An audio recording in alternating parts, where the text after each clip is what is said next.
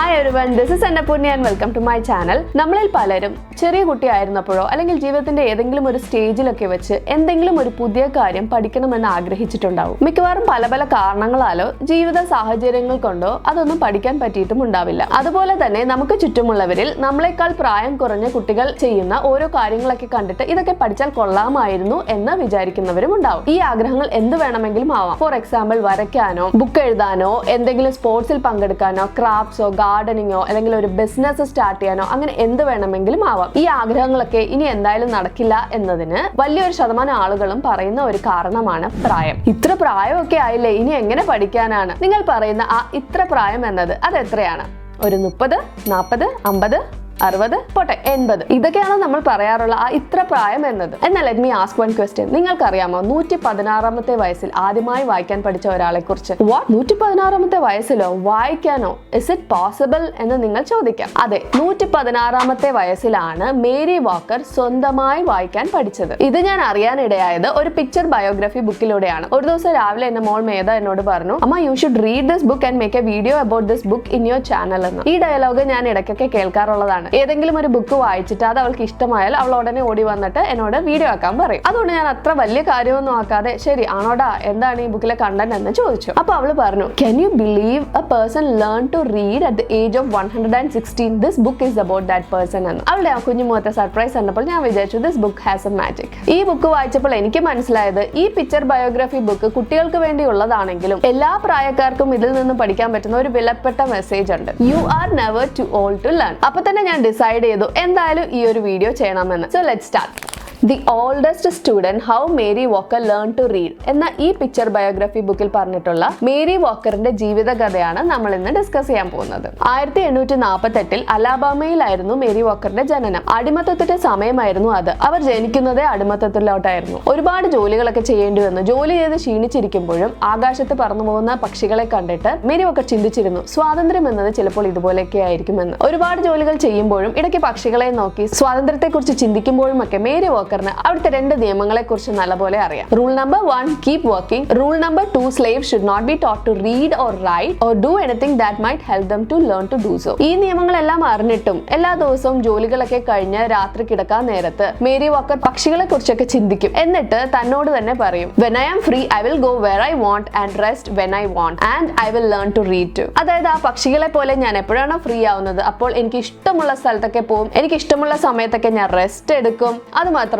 ഞാൻ വായിക്കാനും പഠിക്കുമെന്ന്. അങ്ങനെ ഇരിക്കുമ്പോഴാണ് മേരിക്ക് ഒരു 15 വയസ്സുള്ളപ്പോൾ ഒരു നിയമം വന്ന് സ്ലേവ്സിനെയൊക്കെ ഫ്രീ ആക്കി. പക്ഷെ അപ്പോഴാണ് മേരി വാക്കറിന്റെ അച്ഛൻ മരിക്കുന്നതും പിന്നീട് മേരിയും അമ്മയും സഹോദരങ്ങളും എല്ലാവരും കൂടി ഒരു ഓർഗനൈസേഷൻ അറേഞ്ച് ചെയ്ത് കൊടുത്ത ഒരു ഒറ്റമുറി ക്യാബിനിൽ താമസിക്കാൻ തുടങ്ങുന്നതുമല്ല. അടിമത്തത്തിൽ നിന്ന് ഫ്രീ ആയെങ്കിലും കൂടെയുള്ള സഹോദരങ്ങൾക്കെല്ലാം വേണ്ടിയിട്ട് അമ്മയുടെ കൂടെ ചേർന്ന് മേരി വാക്കർ ഓരോ ജോലികളും ചെയ്യാൻ തുടങ്ങി. അങ്ങനെ പട്ടിണിയിലും കഷ്ടപ്പാടിലും ഒക്കെയാണ് മേരി വാക്കറിന്റെ ജീവിതം കടന്നുപോയത്. അങ്ങനെ ഇരിക്കുമ്പോഴാണ് ഒരു ദിവസം മേരി ഒരു ഗ്രൂപ്പ് ഓഫ് ഇവാഞ്ചലിസ്റ്റിനെ കണ്ടുമുട്ടിയത്. അവരിൽ ഒരാൾ മേരിയുടെ കൈകളിൽ ബൈബിൾ വെച്ച് കൊടുത്തിട്ട് പറഞ്ഞു, your civil rights are in these pages എന്ന്. അപ്പോൾ മേരിക്ക് സിവിൽ റൈറ്റ്സ് എന്താണെന്നോ ഈ ബുക്കിൽ എന്തൊക്കെയാണ് ഉള്ളത് എന്നൊന്നും അറിയില്ലായിരുന്നു. ഒരുപാട് വാക്കുകളുള്ള ഒരു പുസ്തകം എന്നത് മാത്രം അറിയാം. I am going to learn to read those words എന്ന് മേരി തന്നോട് തന്നെ പറഞ്ഞു. ഞാൻ ഈ വാക്കുകളെല്ലാം വായിക്കാൻ പഠിക്കും, പക്ഷെ ഇന്നല്ല, ഇന്ന് ചെയ്തു തീർക്കാൻ ഒരുപാട് പണികളുണ്ട്, നാളെയും ഉണ്ട് പണികൾ. അങ്ങനെ ഒരു ദിവസം മേരിയുടെ കല്യാണം കഴിയും. മേരിക്ക് 20 വയസ്സുള്ളപ്പോഴാണ് ആദ്യത്തെ മകൻ ജനിക്കുന്നത്. മേരി ബൈബിൾ ഇടയ്ക്ക് തുറന്നു നോക്കുമെങ്കിലും അത് വായിക്കാൻ ഇതുവരെ പറ്റിയിട്ടില്ല. എഴുതാൻ അറിയാവുന്ന ഒരു ഫ്രണ്ട് ആ ബൈബിളിൽ മേരിയുടെ മകന്റെ ബർത്ത് ഡേറ്റ് എഴുതി വെച്ചു. തനിക്കിതൊന്നും ചെയ്യാൻ അറിയില്ലല്ലോ എന്ന് വിചാരിച്ച് ആൾ ഒരു പേന എടുത്ത് മഷിയിൽ മുക്കി വെറുതെ ഒരു വര മാത്രം വരയ്ക്കും. ഇതാണ് മേരിക്ക് ചെയ്യാൻ അറിയാവുന്ന ഒരു കാര്യം. അതിനുശേഷം അവർക്ക് 2 കുട്ടികൾ കൂടി ഉണ്ടാവും. ഓരോ കുട്ടി ജനിക്കുമ്പോഴും നേരത്തെ പറഞ്ഞ പോലത്തെ മാർക്കിംഗ് ബൈബിളിൽ ചെയ്തു. 3 കുട്ടികളായപ്പോൾ പണികളുടെ അളവ് കൂടാനും തുടങ്ങി. വായിക്കാൻ പഠിക്കുക എന്ന ആഗ്രഹം നീണ്ടു പോവുകയും ചെയ്തു. അങ്ങനെ വർഷങ്ങൾ കടന്നുപോയി. മേരിക്ക് 90 വയസ്സ് കഴിഞ്ഞു. 3 മക്കളിൽ ആരെങ്കിലും ഒക്കെ മാറി മാറി മേരിക്ക് ബൈബിൾ വായിച്ചു കൊടുത്തു.